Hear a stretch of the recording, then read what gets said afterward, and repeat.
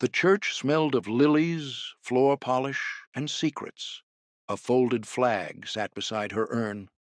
On the front row, her grown children sat still, staring at the woman they thought they knew. She had been quiet, elegant, always folding napkins just so, always bowing her head before meals. They had never once heard her raise her voice.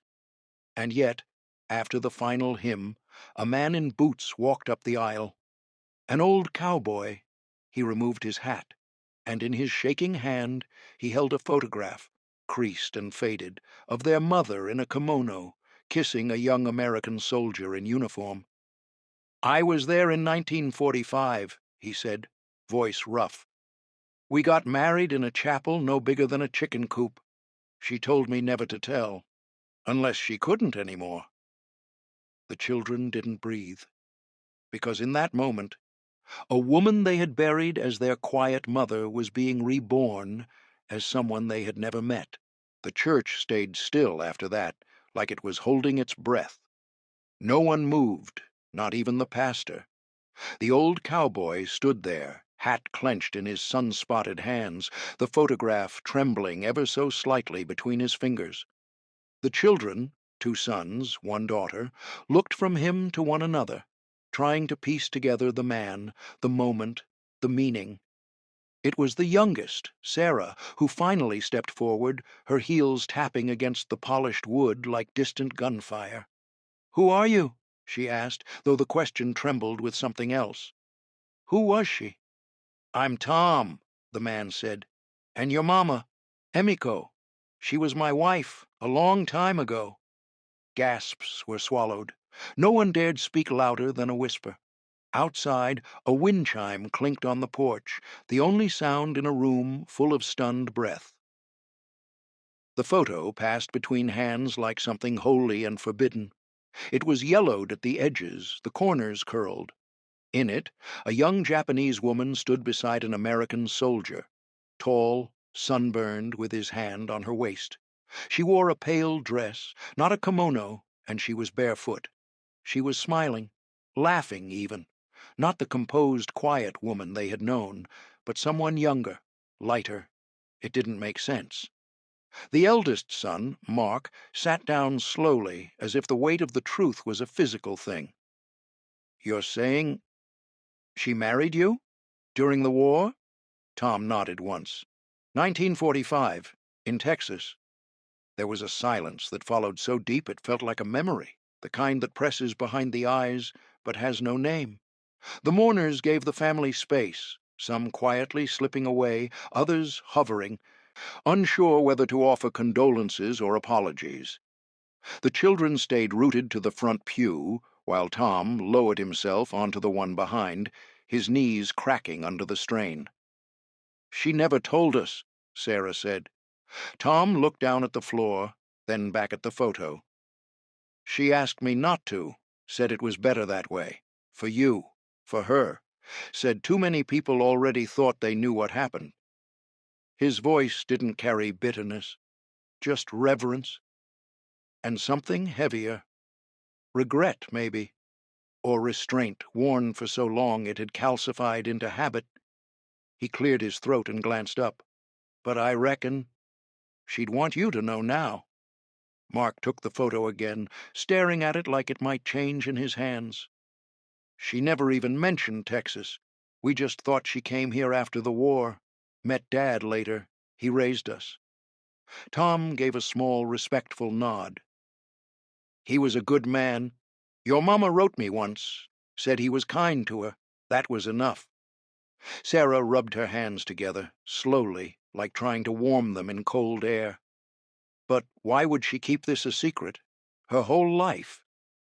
No one answered, but the silence seemed to hum with possibility, because it wasn't just a story of a woman marrying across battle lines.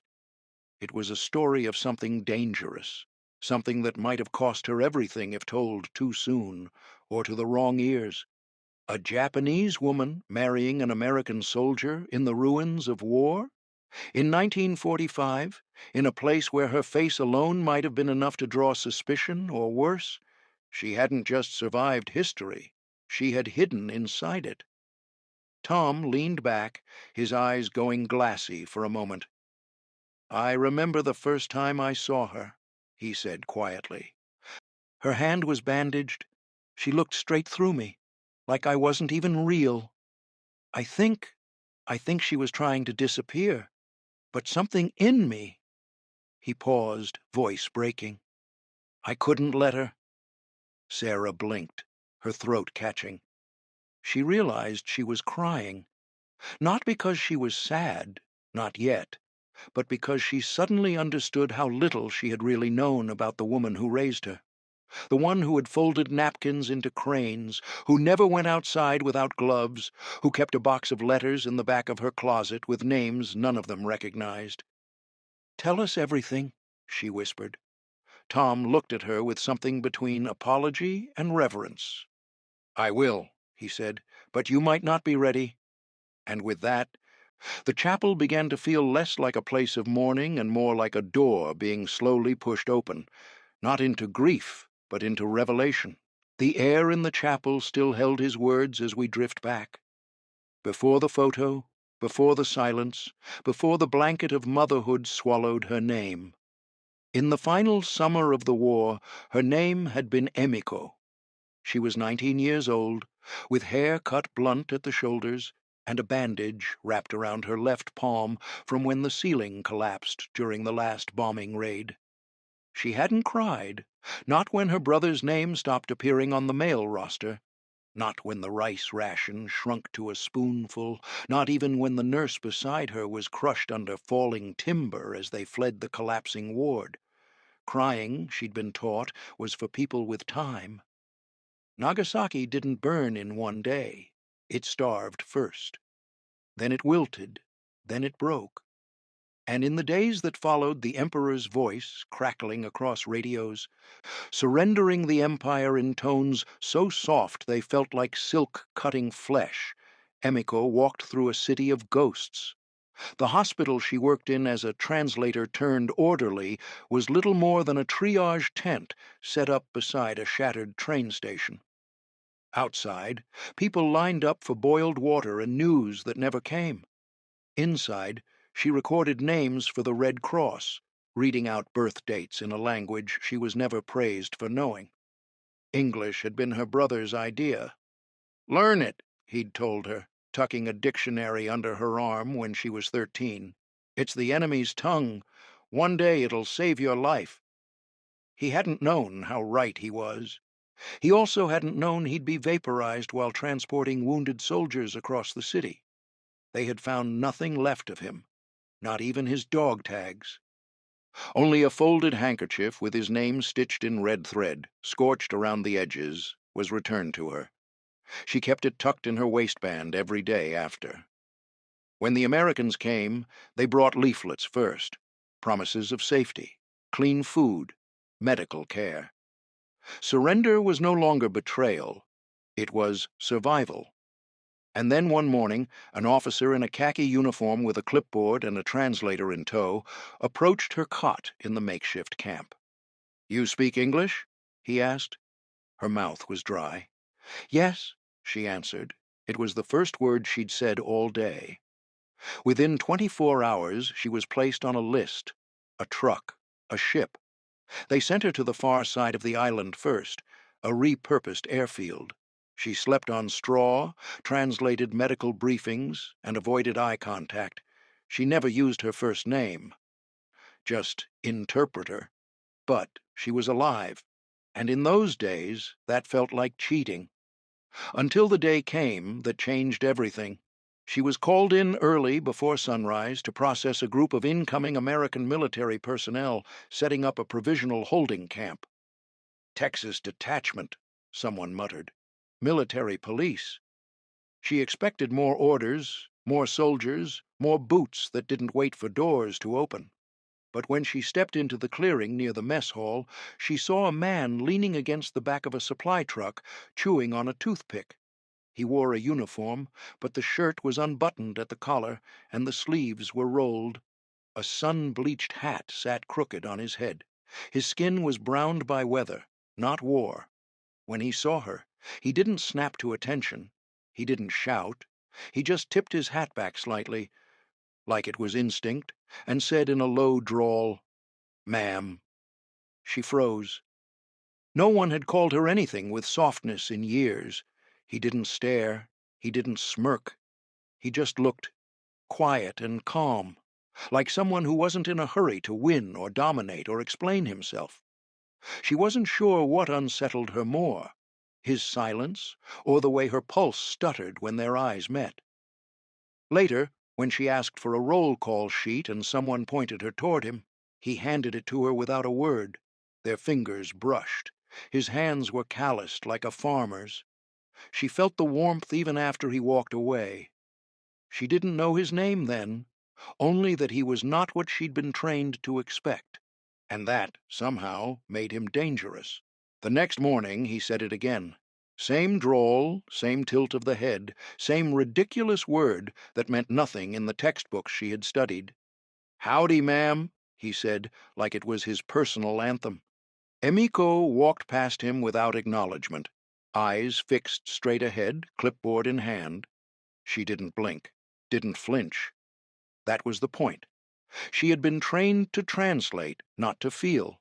Emotion was indulgence, attachment, weakness, and kindness, true, unsolicited kindness.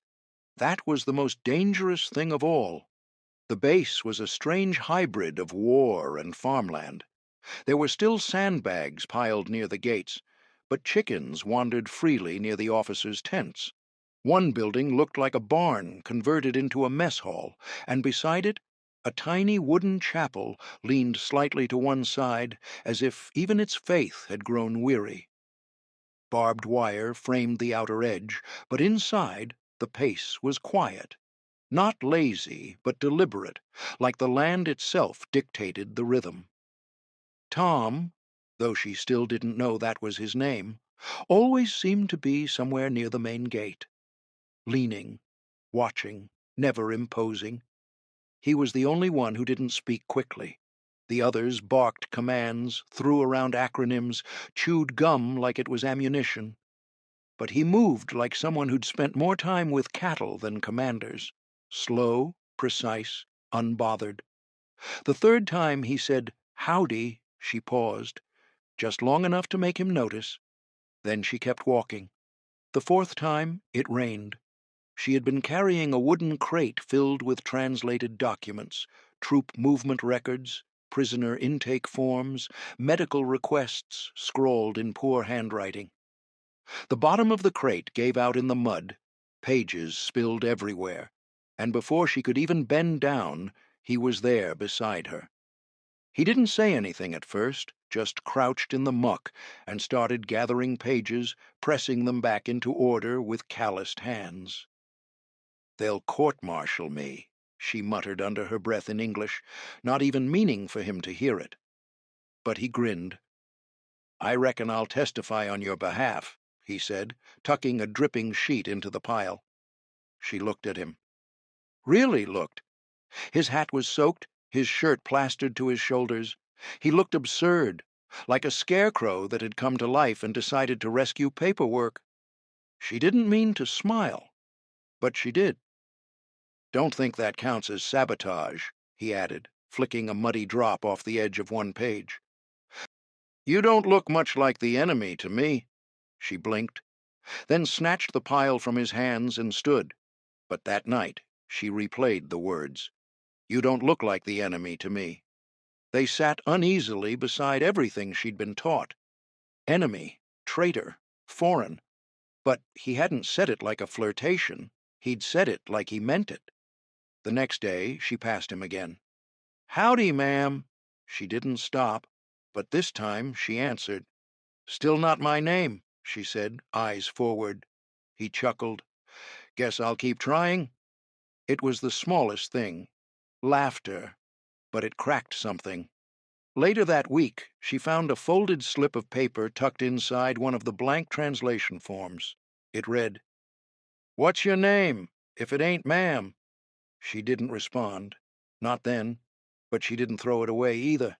And for the first time since the surrender, Her dreams that night were not of bombings or evacuations, but of someone asking for her name like it was a gift, not an interrogation. She hadn't expected it, but then again, she hadn't expected any of this, especially not from a man who still thought howdy was a greeting worth repeating. It was the beginning of something neither of them had a word for yet, but it had already begun. She didn't notice the fever until the room started tilting sideways. It began with a cough she ignored, then a tremor in her fingers as she tried to grip her pencil. By mid-afternoon, her eyes refused to focus, the ink on the page swimming like oil in water. She told herself it was nothing. Dehydration, maybe. Exhaustion. She'd survived worse. But her legs buckled as she stepped back from the desk, and she sank to the floor before she could call for help. The last thing she remembered was the cold metal of the filing cabinet pressing against her temple. When she woke, the ceiling had changed. It wasn't the canvas roof of the administration tent. It was wood, faded and flaking, the slats browned by sun and time. She blinked once. Her cheek was pressed to something soft. A blanket. Thick, warm, clean. She could smell the soap in it. Her body ached, but the fever haze had lifted slightly, and with it came the realization she was outside. The breeze was real, cool, dry. She heard the creak of a rocking chair nearby, then the soft snore of someone not trying to hide it. She turned her head.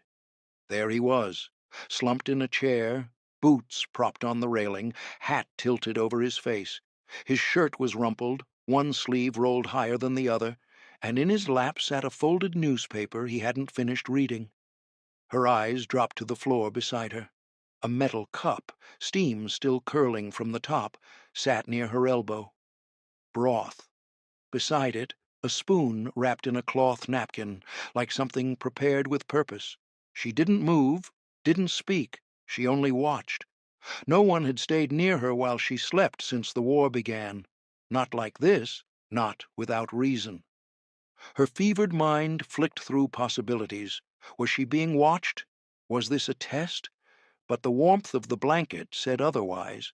The way it had been tucked around her shoulders, not dropped or thrown, but placed. That wasn't procedure. That was care. He shifted slightly, letting out a deep sigh through his nose. She tensed, but he didn't open his eyes, didn't spring into speech, just adjusted his weight and settled again, like the quiet between them was natural. It confused her more than anything else.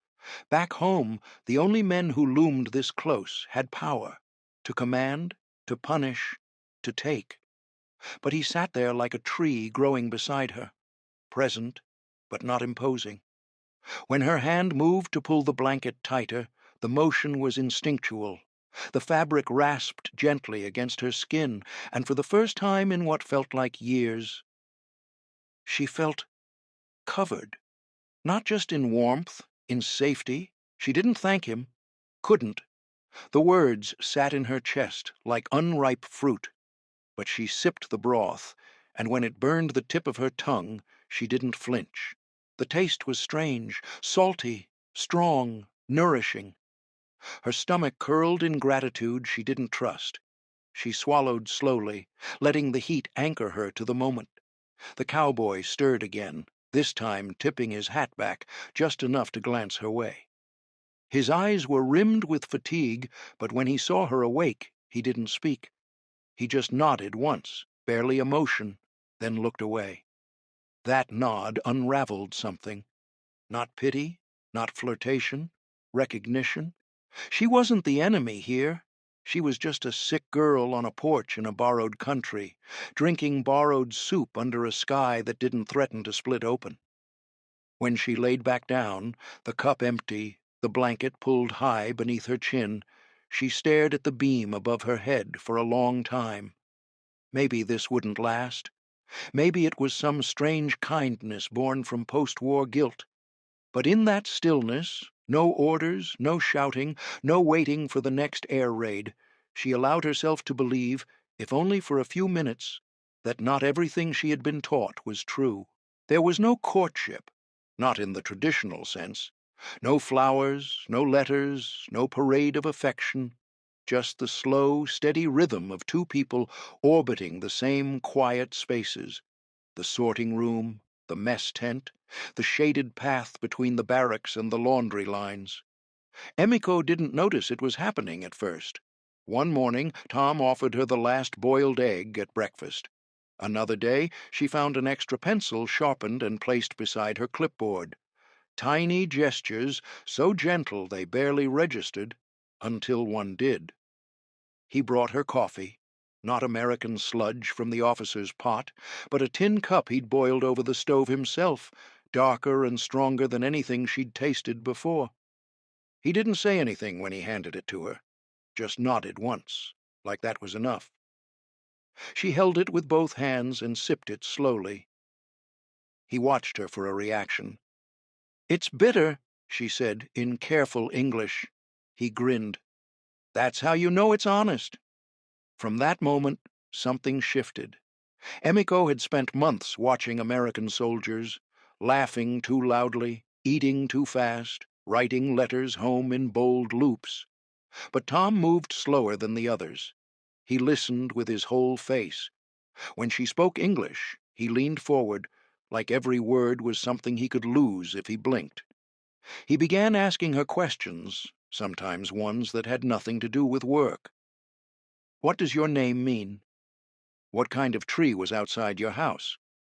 Do you miss the smell of rice fields?" She answered when she could, taught him small Japanese phrases, laughed once when he called miso soup meat water. He blushed so deeply it turned the tips of his ears red. Then came the orders. Emiko read the paper 3 times before she believed it. Repatriation. Female personnel deemed non-essential were to be returned to Japan within the month. No exceptions listed.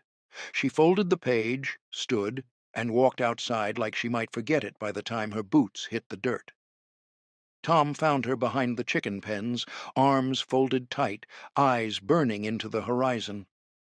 "You got orders," he said. She didn't reply. "Say something." "I don't want to go," she whispered. He nodded once. "Then don't. It's not a choice. It can be." He was quiet a moment. Then, without ceremony or poetry, he said, "Marry me." She blinked, laughed once, thought he was joking. But he stepped closer and held out a ring made from twisted wire, the kind used on fence posts. "This is not a joke?" she asked, her voice brittle. "Only thing in my life I ever said that wasn't," he said. The wedding was held 3 days later. The chaplain barely cleared the doorway of the makeshift chapel, which had once been a tool shed. Tom wore his cleanest uniform. Emiko wore a pale blue dress that had been sent in a Red Cross parcel, altered to fit by a nurse with a needle and prayer. There were no guests, save for 2 orderlies who served as witnesses and a rooster that wandered in halfway through. Tom didn't kiss her at the end. Not right away. He only looked at her, like he was memorizing the shape of her eyes in the dusty light. She blinked once, then stepped closer, placing her hand over his. That was enough. Outside, the air smelled of hay and gasoline. A flag flapped lazily on its pole. Somewhere nearby, a record player scratched out a jazz tune in the wrong tempo. They walked away together, hand in hand, no applause, no photos, just 2 people married in defiance of everything they'd been told not to want. Texas announced itself before it ever came into view.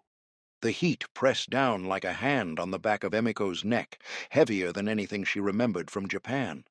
When the bus finally stopped, the door folded open with a hiss, and red dust drifted inside, coating her shoes before she even stepped down. Tom went first, boots hitting the ground like they belonged there. She followed more carefully, unsure of the earth beneath her feet.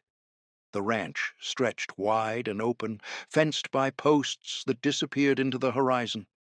There were no ruins here, no burned-out shells of houses, just sky, land, and the low sound of cattle shifting in the distance. Tom's parents stood on the porch, still as fence posts themselves. His mother clasped her hands together, her eyes fixed on Emiko's face, with an expression that held too many questions to name. His father removed his hat slowly, as if approaching a funeral instead of a homecoming. No one spoke at first. Emiko bowed out of instinct, the movement sharp and precise. Tom flinched, then gently touched her elbow, guiding her upright. "This is Emiko," he said, voice steady. "She's my wife." The word hung in the air, foreign and unmistakable.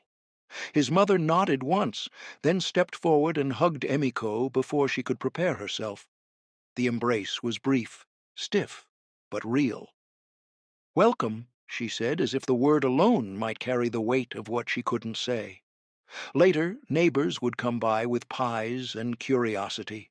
Some stared too long, some smiled too hard, others asked Tom questions they never asked Emiko directly. Where was she from? Did she speak English? Was she staying long? She learned quickly which questions required answers and which required silence. The boots were Tom's idea. "You'll need 'em," he said, setting them beside the bed on the first night. They were too big, stiff with new leather, and rubbed blisters along her heels. Still, she wore them every morning, lacing them tight, refusing to complain. She walked the ranch slowly at first, adjusting to the way the ground shifted beneath her, how the dirt stained everything it touched. In Japan, the earth had been gray with ash. Here, it was red and alive. She learned to cook bacon, though the smell made her pause every time the fat hit the pan. It reminded her of the camps, of abundance that still felt undeserved. She learned to smile when people said she was exotic, a word that landed somewhere between curiosity and ownership. She learned to nod when they asked if she missed home, even though she no longer knew which place that word meant. Her English grew smoother, but something in her voice softened, as if each word carried more weight than before.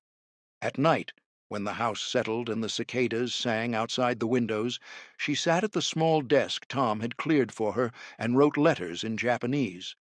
To her mother, to her brother, to no one at all. She wrote about the cattle, the heat, the way the sky seemed too big to trust. She folded each letter carefully and placed it in a drawer. She never sent them. Some truths felt safer sealed away. Tom noticed the silence growing around her like water rising around a stone. He never asked her to explain it. Instead, he defended her in small, quiet ways. When a man at the feed store asked if she was grateful, Tom stepped between them and said, "She's my wife." When someone joked about the war at the dinner table, Tom changed the subject without raising his voice.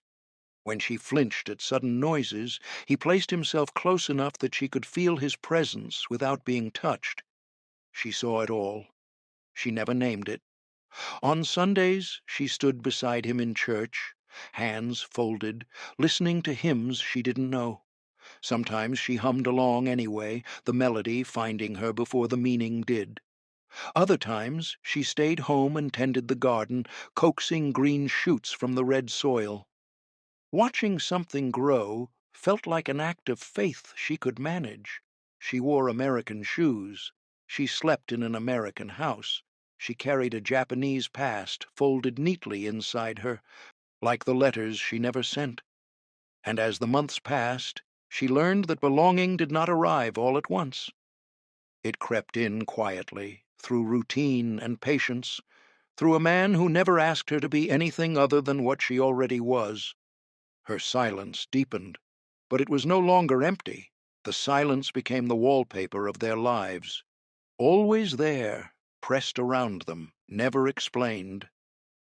Emiko raised 3 children in that stillness, with hands that moved like a dancer's and eyes that never gave away what they had seen. The ranch grew busier. The children grew taller. Photographs lined the walls, but none showed her before America. The past, she decided, would live only in the creases of her hands, in the way she folded sheets so precisely they could have belonged in a tea house, not a ranch house. the children asked sometimes, especially the eldest. Where are you from, Mom? What was it like during the war? Do we have family in Japan? Emiko would smile, a gentle, practiced curve of the mouth, and say something like, Oh, that was long ago, or I don't remember much anymore. Then she'd busy herself with the stove, or ask about their school day, always steering the conversation away like a boat from the rocks. She made rice every Sunday, even when no one else wanted it. She served it in bowls, not plates, and garnished it with green onions from a small patch of garden she tended with quiet precision. But she never taught them Japanese, not even how to say good morning or mother. She kept the language inside her like a locked drawer, afraid that if it opened, the grief would come spilling out. There were signs if you looked. The way she stared too long out the kitchen window some evenings, hands unmoving in the sink, water gone cold. The way she flinched at fireworks every 4th of July, even decades later. The way she kept a folded handkerchief tucked in her apron pocket, embroidered with kanji no one else could read. The cedar chest stayed at the back of her closet. Tom never asked what was inside. He never pried, never poked at the mystery she kept so tightly sealed. His love was steady, uncomplicated. He brought her coffee before dawn and saddled her horse without being asked. He listened when she spoke and stayed close when she didn't. Their marriage had been built in the cracks between two countries, and what held it together wasn't understanding, it was grace. Sometimes, when the children were asleep, Emiko would sit at the edge of their bed, watching them breathe. She would brush a lock of hair from a forehead or straighten a blanket, her fingers gentle but trembling. In those moments, her eyes would cloud with something ancient, something that reached across oceans and decades. But she never spoke of it. She believed, maybe wrongly, that love alone could be enough to build a new history. Years passed. The children grew, left home, married. Grandchildren came, with wide eyes and louder questions. Emiko smiled at them, softer now, but still said little. The cedar chest remained untouched. Until one autumn evening, when the house was quiet again and the porch creaked with familiar rhythm, she walked into the bedroom and opened the chest. Her fingers hovered for a moment before lifting out the photograph. It was faded, the edges curled, the image worn, but it was still them. Her and Tom, standing under the chapel made of scrap wood, her in a borrowed dress, him in a uniform 2 sizes too big. She held it to her chest, and for the first time in decades, she wept. No one saw her. She didn't want them to. This was her reckoning, private and overdue. A life lived between two worlds. A mother who had given everything except her story. A woman who had survived not by forgetting, but by folding memory into silence. And in that moment, she wasn't just a wife, or a mother, or a woman in American shoes. She was Emiko, whole, grieving, remembering. The house was quieter than it had ever been. After the funeral, the children moved slowly through each room, touching things they'd always taken for granted. A teacup, a pair of gardening gloves, the tin where she kept sewing needles and old buttons. Grief made everything sacred, even the ordinary. It was her youngest daughter who found it. A bundle of papers, tied with thin red thread, tucked into the bottom drawer of her bedroom dresser beneath layers of neatly folded scarves. The envelope was yellowed, the ink faded but steady. Dated September 1945. Addressed simply, "To my children someday." They sat on the living room floor, cross-legged like they hadn't since childhood, and unfolded the pages. Emiko's voice, clearer than it had ever sounded in life, filled the room. She wrote of the war first, of Nagasaki, of ash in the sky and the way the light never looked the same after, of losing her brother and her name in the same week, of being called girl and translator, but never Emiko, of learning to make herself small so she would not be hurt, and then learning English so she could survive. She wrote of Tom, though not by name at first, only the man who saw me before I knew I still existed. She described the first time he touched her hand without flinching, the first time he waited for her to speak without interrupting. And then came the shame. She had been warned, by superiors, by elders, by her own trembling heart, that no American could ever truly love a Japanese woman, that if she bore children, they would live between worlds, that she would be called traitor, or worse, invisible. She had believed it. Not enough to walk away from love, but enough to bury her past beneath polite smiles and Sunday rice. I was afraid, the letter said, that if I told you who I really was, you might hate part of yourselves. She never wanted that. Not for them. She had chosen silence, not out of regret, but protection. But now, the letter said, with her body gone and only her memory left to remain, it was time to let the silence end. I loved your father, she wrote, with the kind of love that makes silence feel safe. But I never stopped being the girl from Nagasaki. If you're reading this, I hope you know the truth wasn't buried. It was just waiting. They cried, all three of them, not because she had kept it from them, but because she had carried it alone, because they had never seen her whole, and now that they did, it was too late to tell her what it meant. Her son held the letter like it might fall apart in his hands. Her eldest daughter whispered, I didn't know, over and over. The youngest, the one who found it, folded it gently and placed it in the center of the cedar chest. This time they would not close the lid. They sat in silence for a long time after, but it was not the silence they had grown up with. This one was full, with knowing, with grief, with awe. Their mother had been a woman of two countries, two names, two stories, and now, finally, they could begin to know both. If you're finding this story as powerful as we do, please like the video and leave a comment telling us where in the world you're watching from. We'd love to hear from you. The knock came just after dusk, when the house still smelled faintly of incense from the altar and the casserole someone had left in sympathy. The children, though grown, looked at one another like children do when something solemn approaches. No one moved until the youngest stood and opened the door.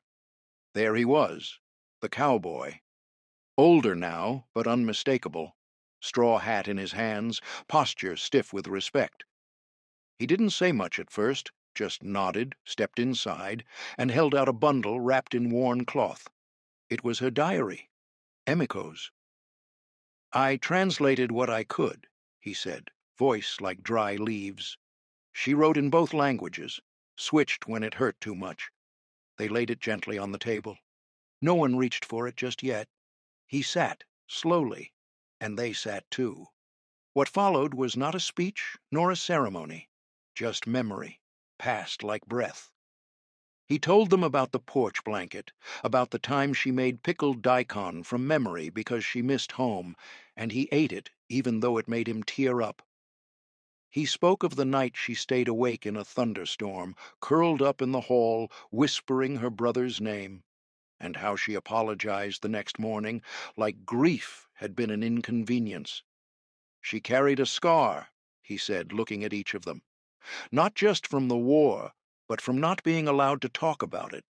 Not here. Not back home. They listened. No one interrupted. The eldest held a tissue in her lap, wrung through her fingers like laundry. The son leaned forward, elbows on knees, chin down. For the first time, her life began to stretch beyond their memories of her as just mother, soft-spoken, efficient, always folding towels the same way. When the cowboy finally stood, he reached into the inner pocket of his jacket. She wanted y'all to have this, he said. It was a photograph, black and white, slightly curled at the edges. In it, Emiko stood outside the chapel made of scrap wood, sunlight catching the edge of her cheek. She wore a plain white gown, clearly borrowed, sleeves a little too short, and no shoes. Her hair was tied back, neat but not ceremonial, and she was smiling, not politely, not carefully, but wide, like someone who had just let go of fear. They passed it between them, gently, reverently. "I never saw her like this," the youngest whispered. "I think this is how she wanted to be remembered," the cowboy said. They cleared a space on the mantel between a faded family Bible and a vase she once brought home from a church rummage sale. The photo fit there like it had been waiting.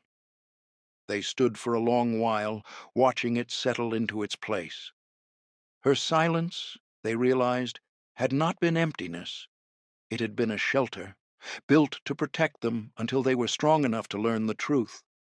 And now, that truth didn't just live in a letter or a diary. It lived in the way they looked at her picture, in how they saw her, not just as a mother, but as a girl who survived war, chose love, and stood barefoot in a borrowed dress, smiling into a world that didn't yet know how to hold her. And now, finally, they would learn to. But as a girl who survived war, chose love, and stood barefoot in a borrowed dress, smiling into a world that didn't yet know how to hold her. The kitchen was quiet except for the gentle crackle of the record player. The old vinyl spun in slow circles, the needle dragging out a song none of them had heard in years, their father's favorite.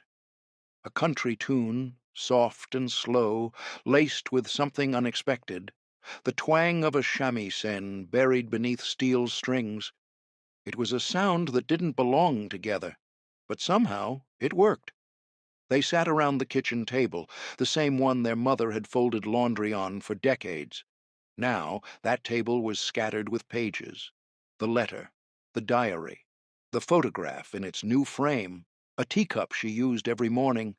Things once ordinary now shimmered with a strange reverence, like artifacts unearthed too late. No one spoke for a while.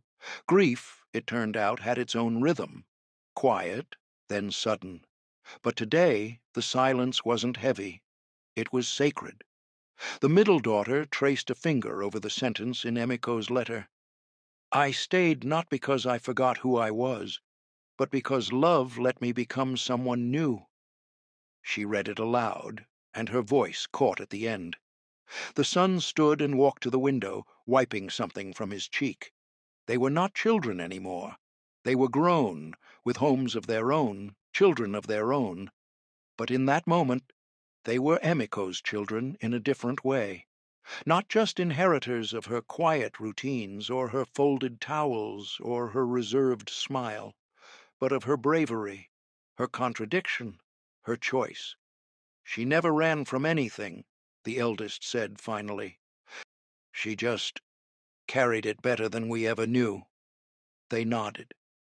They remembered now the way she hummed while ironing, how she'd pause sometimes at the back door, eyes on the horizon like it was a memory, the way she'd make rice with breakfast on Sundays, never explaining why.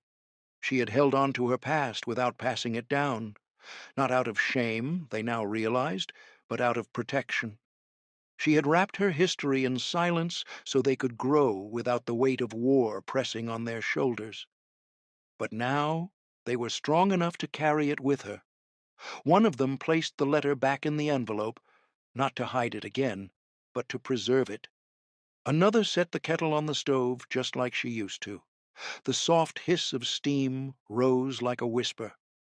On the mantel, the photo watched over them. Her smile, unburdened, luminous, seemed to fill the room. And they understood something they hadn't before. Their mother hadn't been a ghost in her own life. She had been fully here, fully present, laughing at the wrong time during movies, folding clothes into perfect rectangles, kissing their father's cheek in the hallway when she thought no one was looking. She had been a survivor, yes, but also a lover, a bridge between two worlds that had once sworn each other enemies. She had chosen to stay, not just in Texas, not just in her marriage, but in love, in hope, in rebuilding something better from the ashes. And now, because of her, her story no longer lived in the shadows. It breathed, it belonged, it endured. They raised their teacups in the quiet, not as a toast, but as a thank you. And outside, the wind rustled through the trees like a page turning. A new chapter. If this story moved you, please like the video and tell us in the comments where you're watching from. And thank you for remembering a history once left untold.